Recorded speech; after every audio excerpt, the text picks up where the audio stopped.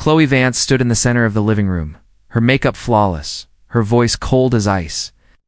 Yet a triumphant smirk played on her lips. I froze for a moment, saying nothing. "Don't play dumb," she said, crossing her arms, her eyes dripping. "With contempt, this marriage has been a sham for years. I'm done settling." I looked down, my expression hardening, a faint sadness flickering in my eyes. "Khloe, why all of a sudden?" "Don't call me Khloe," she snapped. "You don't have that right." She twisted the wedding ring off her finger and tossed it onto the glass coffee table with a sharp clink. "The one that got away. He's back. I'm going back to him." I stood frozen, my voice low. "Is it Leo Foster?" "That's right." Her brow arched in pure victory. "You can't even begin to compare to him. He's the one I've always wanted. You're just a useless husband I've been supporting. A man who doesn't even own a decent suit. Why should I waste another second on you?" I clenched my jaw, pretending to be devastated. "I won't sign, Khloe. I can't lose you." She laughed, a mocking, ugly sound. "This is your severance package. $1 million. Papers, and get out. You should be thanking me." I stared at the check, my face a mask of shock. My fingertips trembled, my eyes shimmering with unshed tears. "All right," I said at last, my voice heavy with defeat. "I'll sign." She rolled her eyes. "Should have just done that from the start. So pathetic." She turned and walked into the bedroom to pack. I kept my gaze fixed on the check, the corner of my mouth slowly curling into a smile. This marriage was finally over. I had been playing a part for far too long. It was time to walk off stage. 2 hours later, we stood on the courthouse steps. The sun beat down relentlessly. Khloe clutched the signed divorce papers, her face tight with impatience. I kept my head low, shoulders shaking slightly, playing the role of a broken man abandoned by fate. "Are you done crying yet?" she asked sharply. "Don't embarrass me out here," I sniffled. "Goodbye, Khloe. Don't ever contact me again," she shot back, before turning on her heel and stalking toward the parking lot without a glance behind her. I took a moment to compose myself, then followed at a steady pace, my face now blank, unreadable. A man in a crisp white shirt stepped out, handsome, sharp-eyed, radiating confidence. Held out his hands. "Khloe, Leo."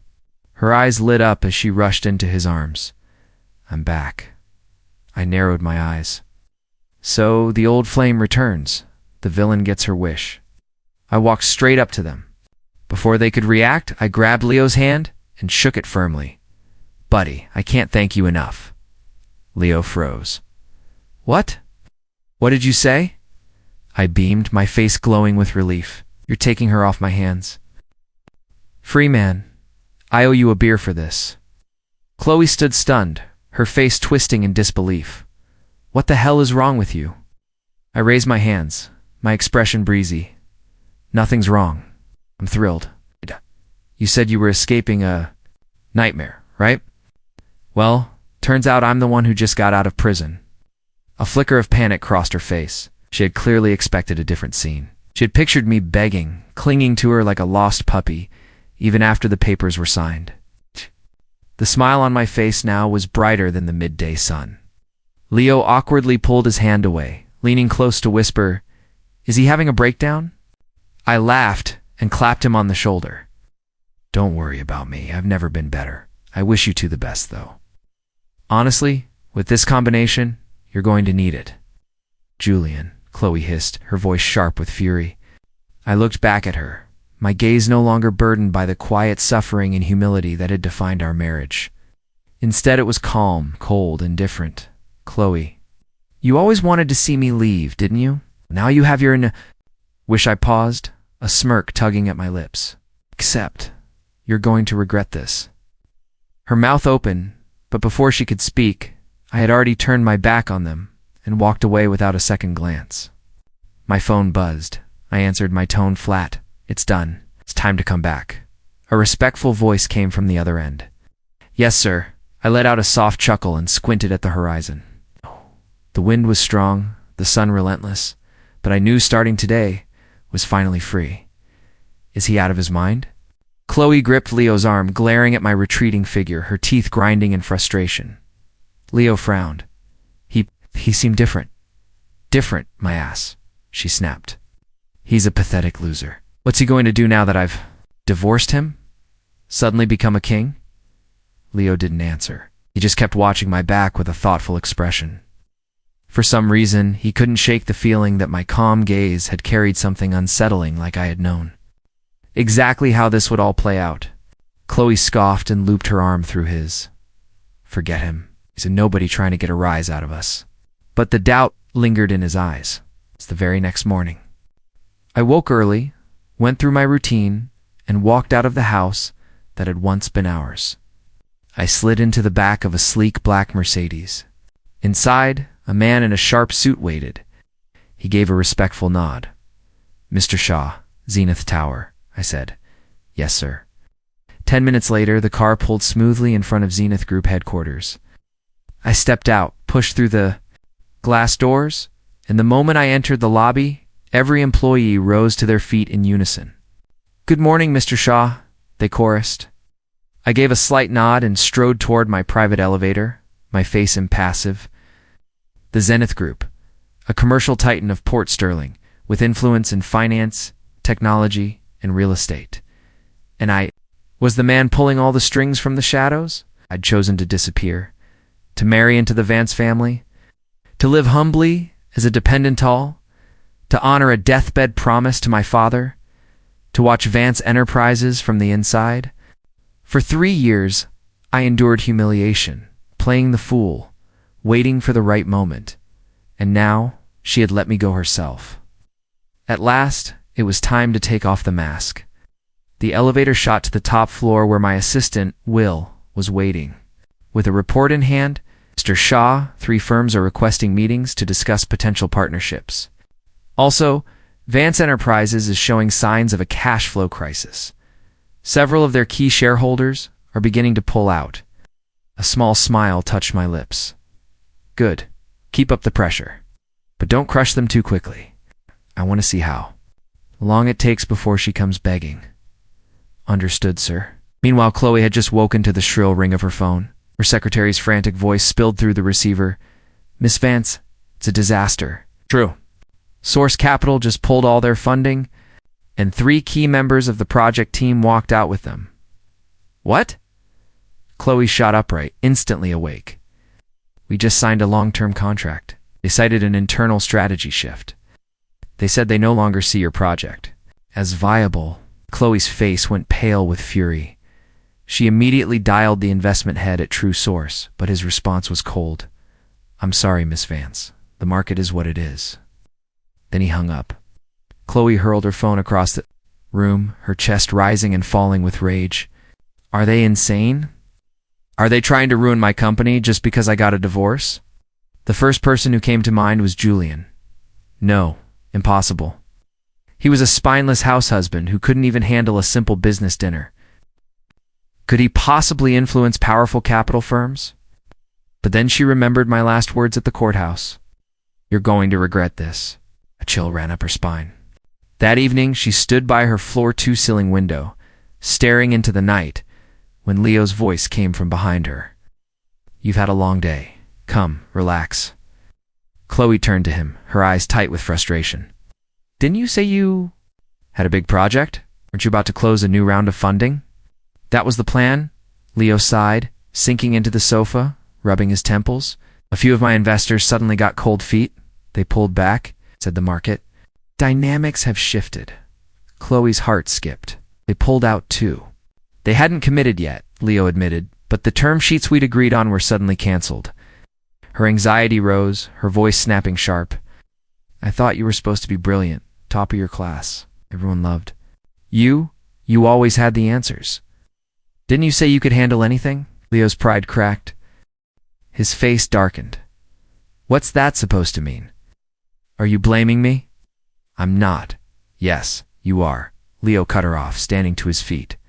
"Khloe, I came back to build a future with you, not to be your scapegoat."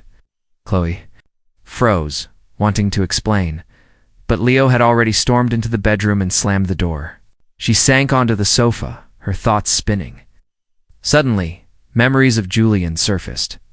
For 3 long years, he had endured her cold shoulders and angry words. No matter how sharp she was, he had never lashed back. Would bring her food when she worked late, rushed to the pharmacy in the middle of the night when she was sick, sit silently beside her while she cried, just letting her vent. And now, that man was gone. She picked up her phone, scrolling aimlessly.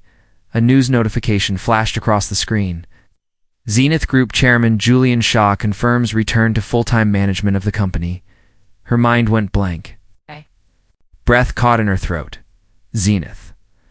The conglomerate she had once pulled every string to get a meeting with, only to be denied without hesitation. She stared at the name on the screen, her body rigid.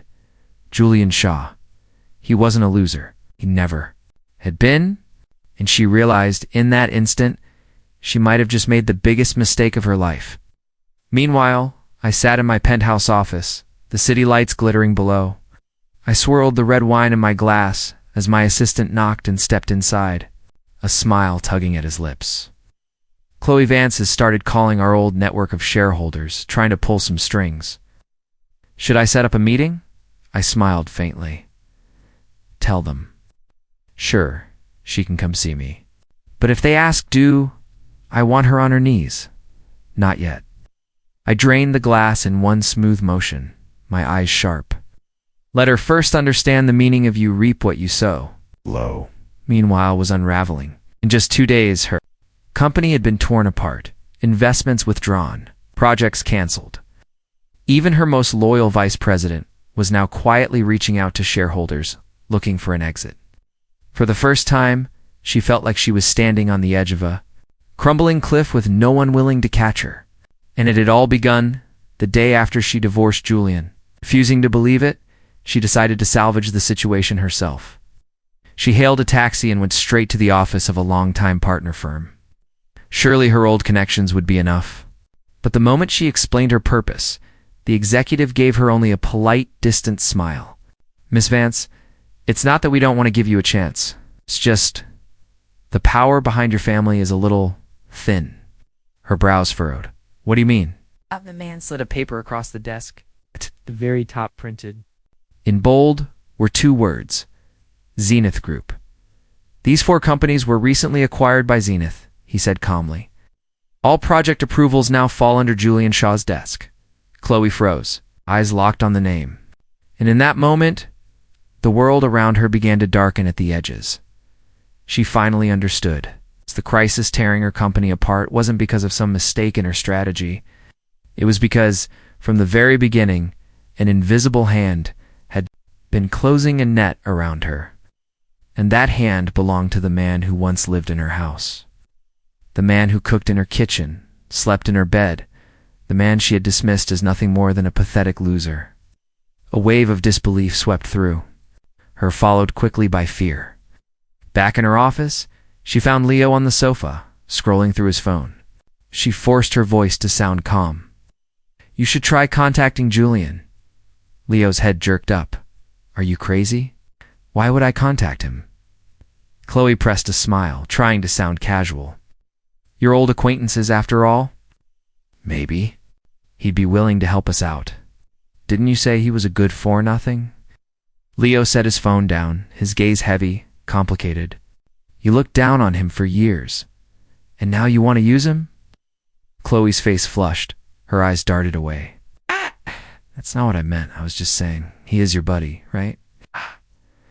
But Leo heard the sarcasm in her tone, and his expression hardened. Truth be told, something about Julian had been gnawing at him ever since the courthouse. That bizarrely cheerful line, buddy, I can't thank you enough, had made his skin crawl. What kind of man smiles at his rival on the day of his divorce? Looking back now, it wasn't an emotional breakdown. It had been calculated, precise. A move in a game Leo hadn't even realized he was playing. If you want to contact him, Leo said coldly, rising to his feet, you do it yourself. Ow. Khloe opened her mouth, but no words came. She was left sitting alone in that vast, empty office, gripped by a profound sense of loneliness. As useless as she had once thought Julian was, he used to call her every day, asking if she was hungry or tired. When she worked late, he'd show up with hot takeout. When she was nervous before a big meeting, he'd be waiting by the elevator with a bottle of water. At the time, she'd found his concern annoying, cheap. But now with everyone gone, and even Leo growing cold, she realized just how much she missed the feeling of being cared for. She dialed Julian's old number, but a recorded message told her it was no longer in service. Driven by desperation, she went straight to Zenith Tower. At the front desk, she handed over her card with a forced, humble smile. "Could you let Julian Shaw know I'm here? Tell him it's Khloe Vance." The receptionist smiled politely. "Hello, Miss Vance. I'm sorry, but Mr. Shaw is not accepting personal appointments today." Khloe stiffened, her voice rising. "I'm his ex-wife." The receptionist's smile didn't falter. Mr. Shaw's instructions were clear, especially not his ex-wife. Khloe's face went white. After a moment of stunned silence, she turned and fled the lobby, feeling like a complete failure. That night, around 9, she drove to Julian's old apartment, a modest place she had once despised. But it was empty. A neighbor told her, "Oh, Mr. Shaw? He moved out a while ago," said his circumstances changed. "He's in one of those mansions. In the South Hills now? Got 3 cars? 2? Khloe's eye twitched. Sick feeling churned in her stomach. In the back seat of her car, the city lights streaking past the window, she muttered to herself, "Who is he? Was I really that wrong about him?" She once thought she had thrown away a useless man. Now she realized she had discarded a gold mine.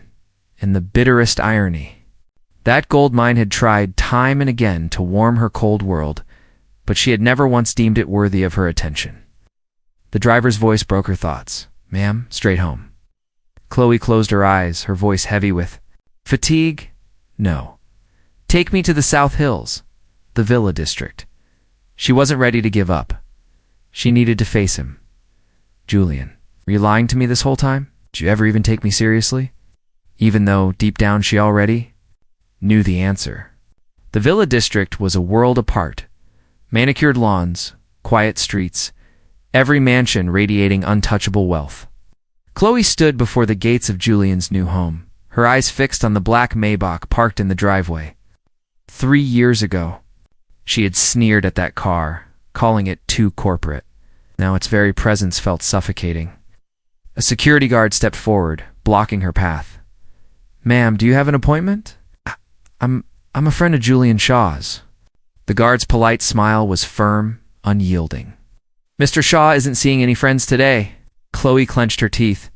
"Tell him Khloe Vance is here. I used to be his wife." The guard's tone didn't waver. "Then you're definitely not getting in." Her face turned pale. She stood frozen, staring at the warm lights flickering inside the mansion. Once, that place had been hers too. Once, she could walk through that door without a thought. Back when Julian fixed her leaky faucets and ate instant ramen with her. Back when he carried her burdens in silence. Now, she didn't even have the right to stand near him. Defeated, Khloe turned and left. When she arrived home, Leo was waiting on the sofa, his face dark and thunderous. "Where have you been?" His voice was sharp. "Meeting with a client." She lied as she kicked off her heels, her feet aching. "Were you with Julian?" Leo's eyes locked onto hers, unrelenting. Khloe stiffened. "Do I need to report my whereabouts to you now?" Her tone was cold, defensive. Leo rose from the sofa, his voice dropping to a dangerous whisper. "Khloe, do you not understand what our relationship is?" "I'm not your obedient little lapdog," she glared back. "What's that supposed to mean? You think you can still act so high and mighty?" Leo sneered. "You're divorced. Your company's collapsing. And I'm the one out there managing your debts. How dare you run off to see another man?" Her anger flared. "Went to see him for the company. I was wrong to ever believe you could handle this." With a violent crash, Leo swept a cup from the table. "You better not regret the choice you made." "I already do." Her voice was ice. "If I could turn back time, I never would have let you take Julian's place." The air crackled with fury. They stood inches apart, their anger nearly erupting into something irreparable.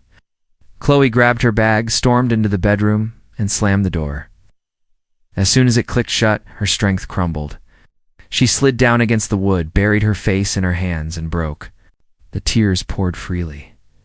This wasn't love. It was an illusion. Why? She had believed Leo was her freedom, her ideal, her worthy replacement. But all along he was nothing more than a shallow opportunist, and the man who had truly stood by her. She had crushed that love under her own heel. Julian, he never spoke of love, yet he shielded her from every storm. Fixing the plumbing, saving her company, buying her breakfast, waiting in the car late into the night. Quiet, steady, dependable. She had thrown it all away. Her shaking hands opened the gallery on her phone. A photo appeared once she had long forgotten. A winter years ago, she had been sick in bed. Julian had brewed ginger tea and left it on the nightstand, sending her a picture with the words, "Drink this when you wake up." Ow. In the photo, a strong hand rested on the steaming mug, long-fingered, defined.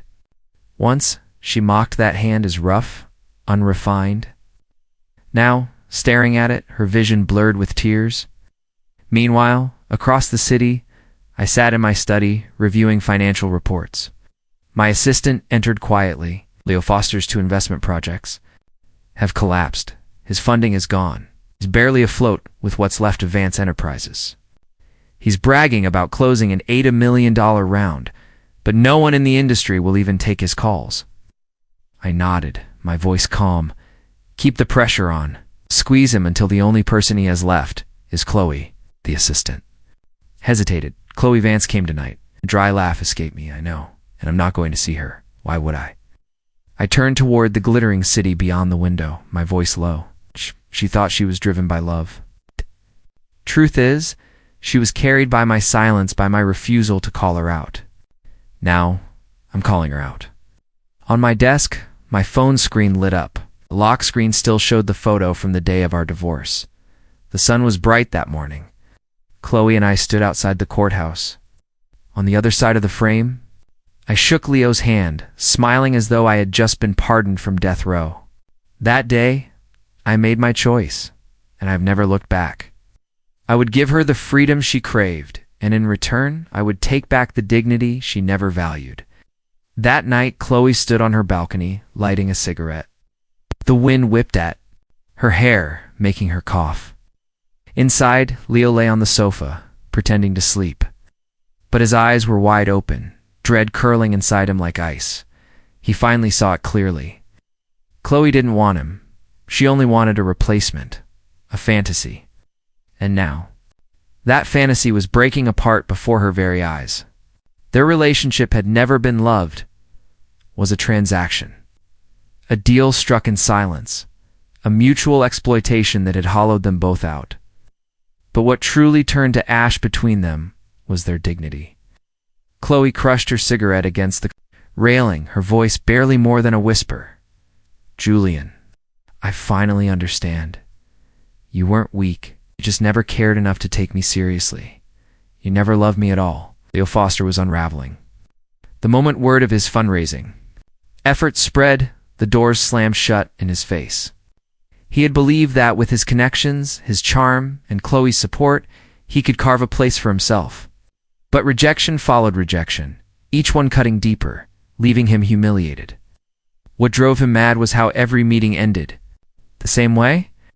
The investors would skim through his pitch, then glance up with a polite smile, only to say, "Sorry, we don't invest in anyone going up against Mr. Shaw."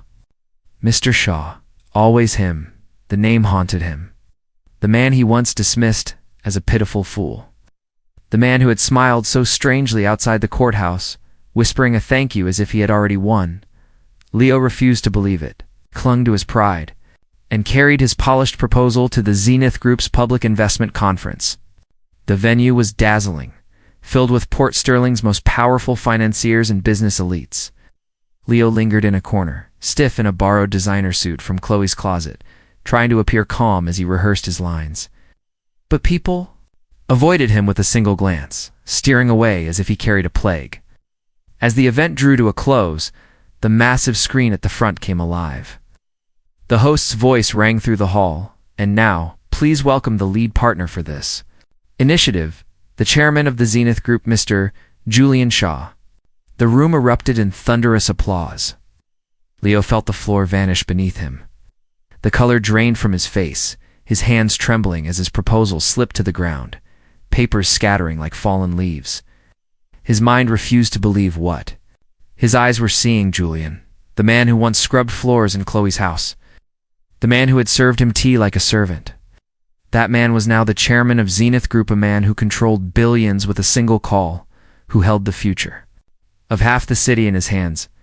Julian stepped onto the stage in a sleek gray suit, his stride measured, his expression calm. But his eyes were blades. The moment his gaze found Leo in the crowd, Leo's body froze. His chest tightened, his knees weakened. It was as if he was back at the courthouse again, facing that same fool's smile. Only now the fool was gone. In his place stood a predator, revealing his fangs for the first time. The presentation ended to a standing ovation. Power players and tycoons swarmed Julian, pressing business cards into his hands, eager just to exchange a word. Leo, drenched in cold sweat, pressed himself against the wall. He wanted to flee, but then Julian began walking toward him, each step deliberate, each step heavier than the last. "Leo," Julian said finally, his voice calm. Too calm. "Mr. Shaw," Leo stammered, forcing a strained smile. His hand shot forward, trembling. What a surprise today has been. Julian didn't take the handshake. His hands stayed in his pockets.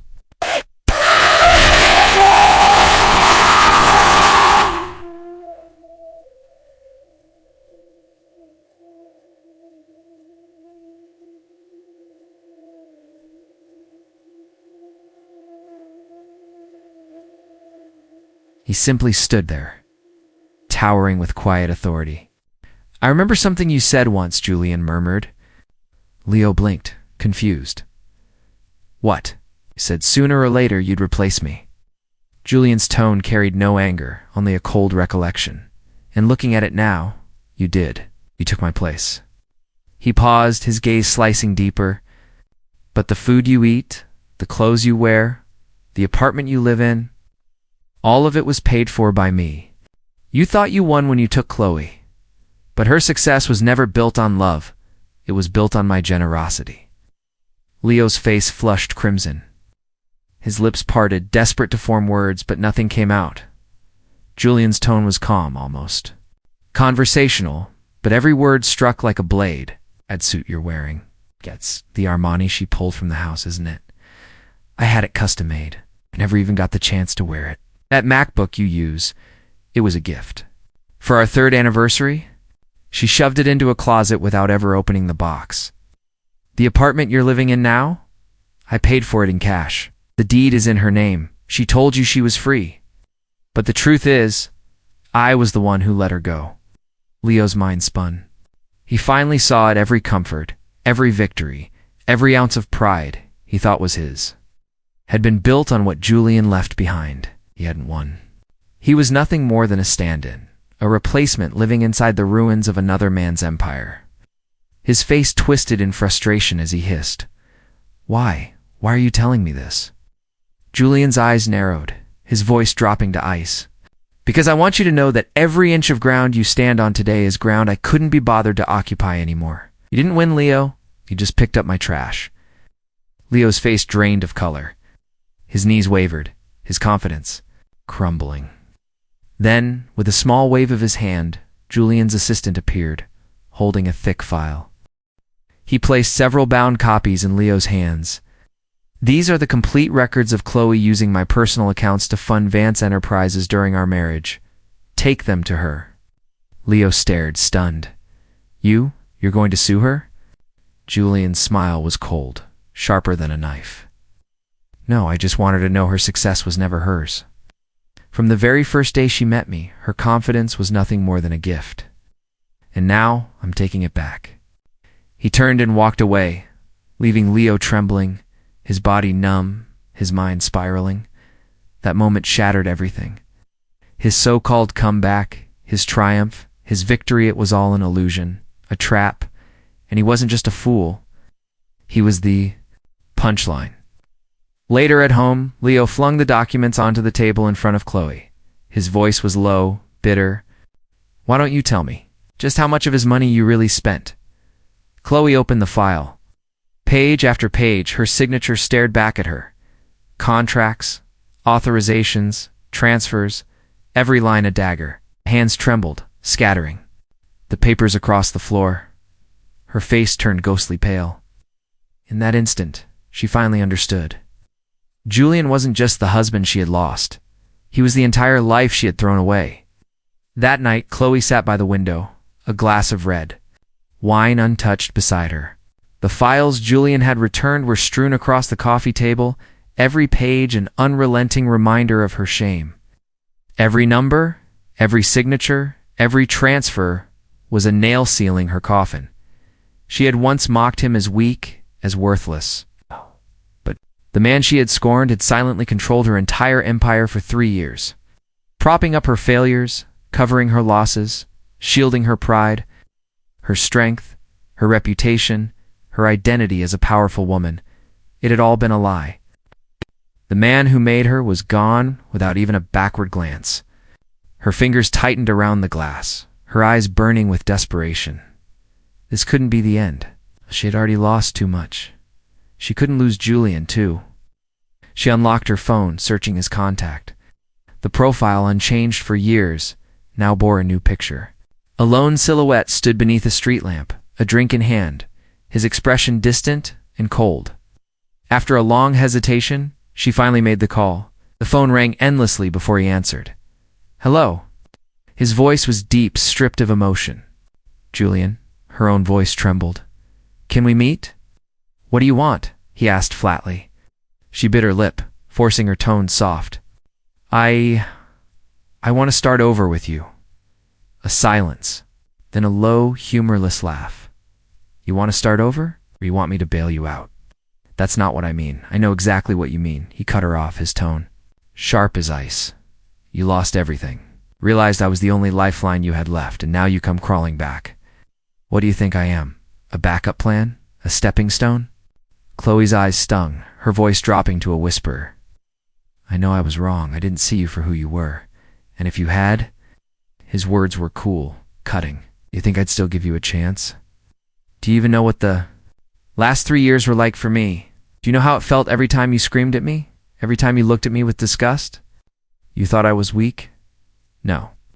I just couldn't be bothered to argue. It wasn't that I couldn't fight back. It was that you weren't worth the effort. And now you want another chance?" He scoffed. "It's too late. Weigh in." Her voice cracked, breaking into a sob. "I'm sorry. I truly regret it. Could get on your knees and beg and it still wouldn't matter." Click. He hung up. Khloe clutched her phone, sliding helplessly to the floor. This time, the grief wasn't an act. She had lost Turnley completely. The next morning, Leo woke to find shredded documents scattered across the living room. Khloe sitting on the sofa with red, swollen eyes.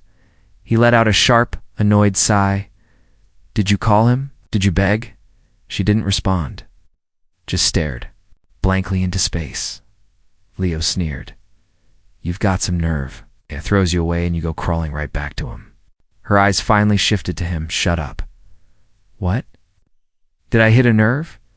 Now you finally realize who the real man is?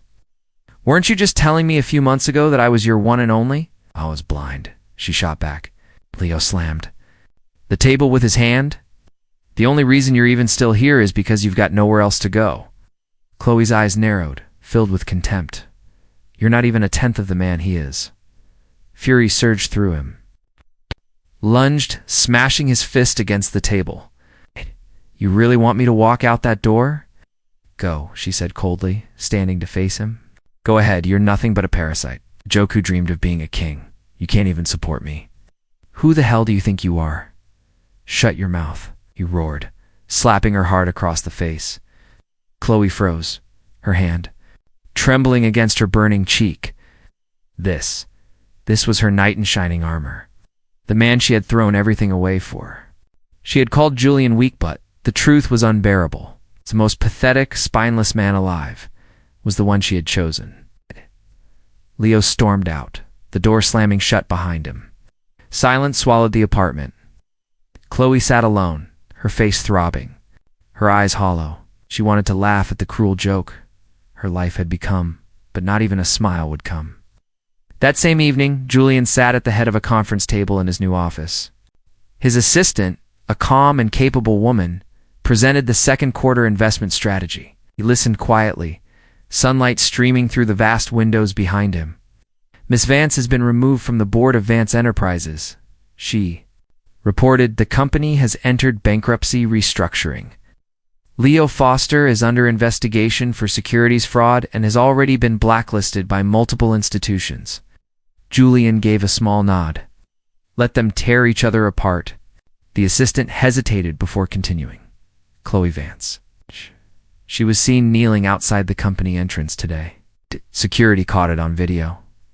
Julian didn't even look up from his papers. Delete it. Yes, sir. After a moment, he finally lifted his head, his voice quiet. She's not worth it. His assistant was taken aback. Then she understood this man wasn't heartless. He had simply cut out those unworthy of a place in his life. At the same time, Khloe sat in the back of a taxi, her clothes stained with dust and rain. She had knelt on the pavement for an hour, only to be handed a notice. Unauthorized individuals are prohibited from entering the building. Her phone buzzed. An old muted account had just posted an update. It was Julian. A photo from the day of the divorce hymn, shaking Leo's hand, grinning. From ear to ear, the caption read, "The best thing that ever happened to me was him taking her off my hands." Khloe stared at the post until her tears blurred the screen. That night, the air was warm at the Elaine Club, Port Sterling's most exclusive private venue. Tonight was the annual charity gala, a summit of the city's most powerful in business, politics, and entertainment. Flashbulbs burst as sleek black cars lined the red carpet. The media swarmed, cameras flashing, microphones raised. Julian Shaw, in a black custom-tailored suit, entered through a private entrance. At his side was his assistante, tall, elegant woman, her sharp competence speaking volumes. Every head turned. Julian was calm, confident, a faint, polite smile on his lips. The host rushed forward. "Mr. Shaw, it's an honor to have you with us." Julian nodded and was escorted to the central VIP table, the seat of honor. This gala wasn't only about charity, it was a coronation, a confirmation of one's place among the city's elite. Cameras locked onto Julian, relentless in their flashing. On the edge of the crowd, Khloe stood watching. Her white evening gown was flawless, her makeup perfect, but inside she felt like an imposter. She had managed to get in with a borrowed press assistant pass. From the fringes of the grand hall, she watched Julian command the Ruma universe that had once revolved around her. Wow. An invisible wall separated her from it. She straightened her dress, gathering her courage, and stepped forward. But before she could reach him, 2 guards blocked her path. "I know him," she whispered. "We know who you are," one of them said gently but firmly. "You are not permitted entry." Her head dropped in shame. Once, a single word from Julian would have silenced a room for her, protected her from the world. Now, she couldn't even get close. She stood in the shadows, exiled from a life she had taken for granted. Watching the man she once trampled become the star others now admired, but she refused to accept it. Through gritted teeth, she slipped into a side entrance leading to the quieter backstage corridor. There she found him, Julian, speaking in low tones with executives. She walked toward him, her throat dry. "Julian," he turned at the sound of her voice. No surprise, as if he had expected her. "Khloe," he said flatly. Can we talk?" she asked, her voice trembling. He regarded her for a long moment before answering. "What? Left to talk about?" Khloe forced a smile. "I know I was awful to you. I know you're not the same person you used to be." "That's right." Julian nodded. "And you're not the same person you were either." She blinked, stunned. "You've become anxious, desperate, pathetic," he continued. "You've even learned to swallow your pride. But unfortunately for you, I'm not interested." her eyes filled with tears. Is there really no chance for us? Don't you know how much I used to love you? Julian laughed. You think that was love? No, I was a habit. Just someone you relied on to take care of you. It's like drinking water. It has no flavor, but it's familiar. I've learned something. Plain water doesn't quench a real thirst, and it doesn't deserve a place at the table. Khloe bit her lip until she tasted blood. Then what do you want? And she pleaded. Julian's voice was calm, resolute. The freedom I want no longer includes you? The words shattered. Her. He turned and walked back into the crowd, instantly surrounded by admirers. Once, he had been her accessory. Now, she wasn't even worthy of standing in his shadow. He never looked back. Khloe sank to the floor, wrapping her arms around herself. Only then did she truly understand what her freedom had cost her. It was the price she paid for arrogantly discarding the most valuable thing in the world. That world would never open its doors for her again. There would be no one left to turn off the lights for her, to bring her water, to bow his head in silent service. She had lost the man who loved her most, and that man he had finally learned to love himself. The night was ink black.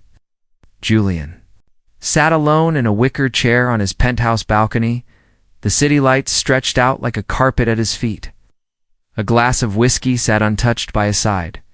His assistant stepped forward, handing him a tablet. Khloe has been completely removed. From Vance Enterprises, Leo Foster's fraud case has been formalized. His assets are being frozen.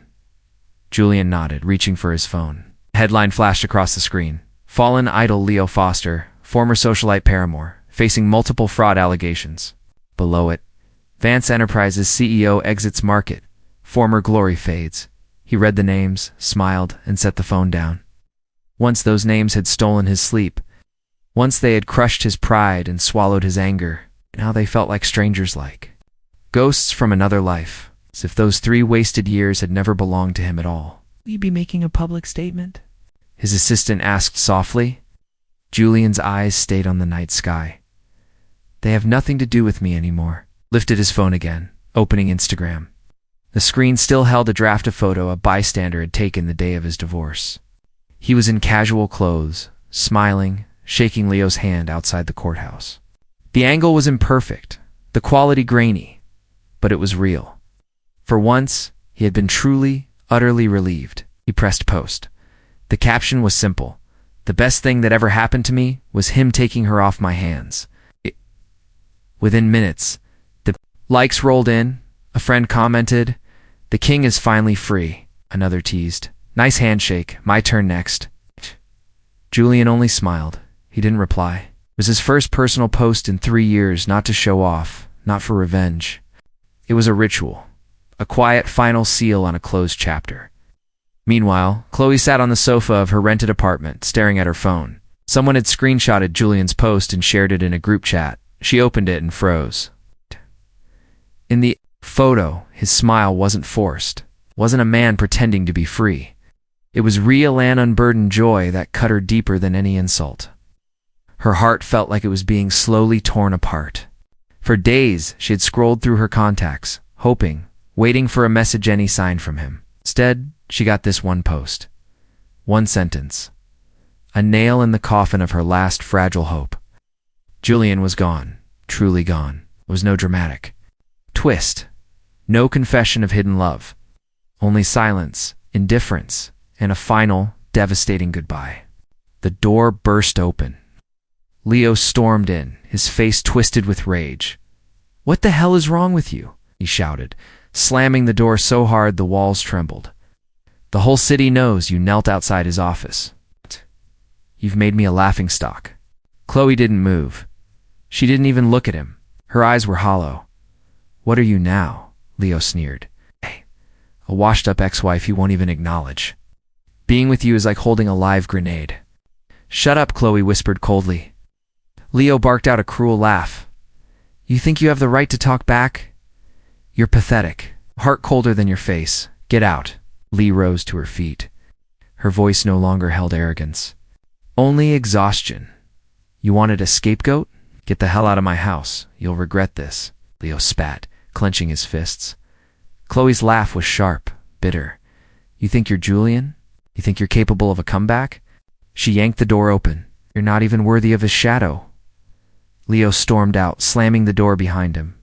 Silence filled the room.